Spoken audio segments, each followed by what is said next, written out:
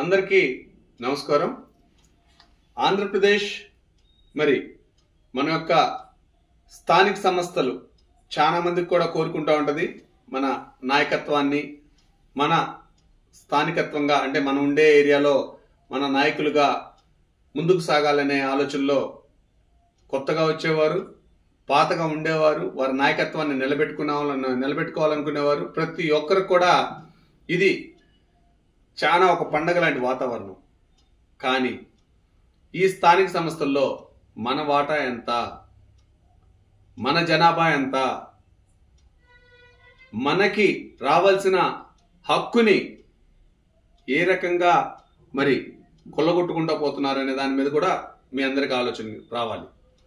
ఈరోజు పార్టీలకు అతీతంగా ప్రతి ఒక్కరూ ఆంధ్రప్రదేశ్లో మన యొక్క కులాల యొక్క శబ్దం ఎంత, 140 పైచిలుకు అంటే 143 కులాల పైన మన యొక్క బీసీ సామాజిక వర్గాల్లో ఉన్నాయనంటే మరి ఈ యొక్క స్థానిక సంస్థల్లో ఎంత వాటా మనకు రావాలి, జనాభా ఎంత మీరందరూ గమనించండి. 1911 నాడు కుల జనగణన జరిగింది.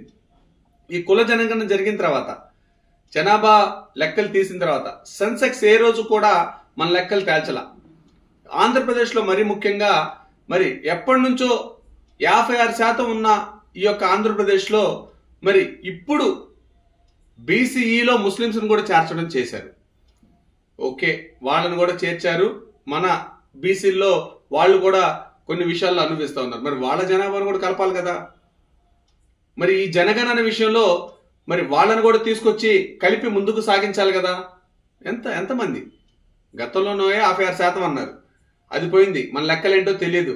ఈ జనగణన లెక్కలు తీరు ఏంటి, మన యొక్క కుల జనగణన ఎంత అనే దాని మీద లెక్కలు తీయమంటే మా దగ్గర లెక్క ఉందంటారు కానీ బయట పెట్టరు.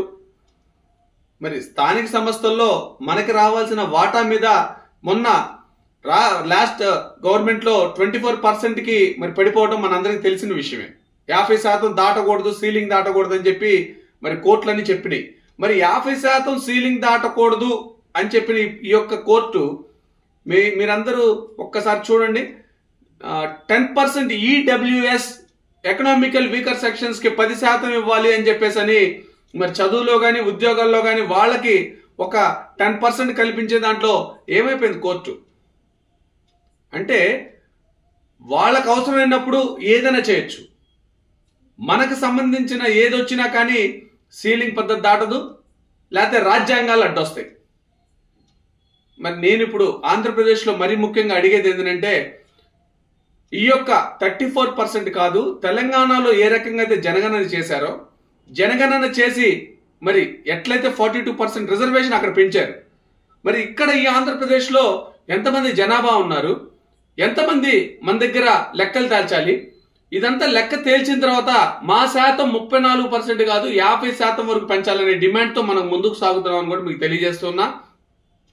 స్థానిక సంస్థల్లో ప్రతి ఒక్కళ్ళ బాధ్యత, ప్రతి ఒక్క పార్టీలో ఉన్న వ్యక్తి లాస్ట్ గవర్నమెంట్ లో సుమారు 15,000 నుంచి 16,000 మంది నాయకత్వాన్ని కోల్పోయామని అనేక సందర్భాల్లో మేము రిపీటెడ్ గా చెప్తూ వచ్చాం. మా నాయకత్వం ఎంత కోల్పోతుందా అని.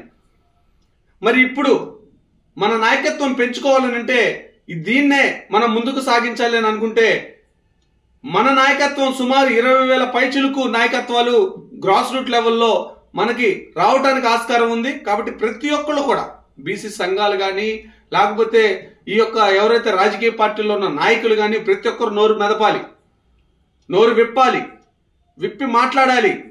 ఏదైనా పిలుపునిస్తే మనమందరం కూడా కలిసికట్టుగా పోరాటం చేసే విధంగా ఉండాలి. ఈ కలిసికట్టుగా పోరాటం చేసే దాంట్లో మన యొక్క ఈ యొక్క బీసీలకి మేలుకొల్పి వాళ్ళందరికి కూడా న్యాయం చేసే విధంగా మన యొక్క బాధ్యత అని చెప్పి కూడా మీ అందరికి తెలియజేస్తూ రాబోయే రోజుల్లో రేపు 12వ తారీఖు ఆంధ్రప్రదేశ్ బీసీ సంక్షేమ సంఘం మరి రాష్ట్ర